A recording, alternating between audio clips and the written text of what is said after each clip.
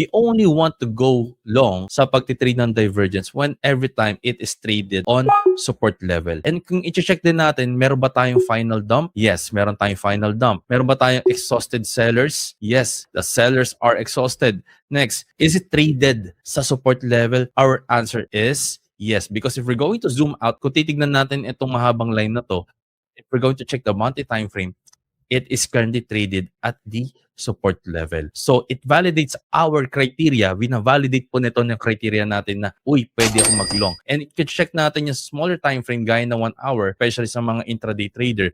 Makikita natin dito, it is creating also a mini bullish divergences. Kahit dito sa time frame na to, meron siyang mga mini divergences. Ayan. So, kung zoom in natin yan, punta tayo dyan, punta tayo sa 1 minute, puntahan natin yung mini bullish divergence. Ayan. Mini bullish divergence. And with that, dahil nagkaroon siya ng mini bullish divergence, kung titingnan natin to, eventually, the price, umakyat siya, nagkaroon tayo ng support level dito, and that pushes the price higher.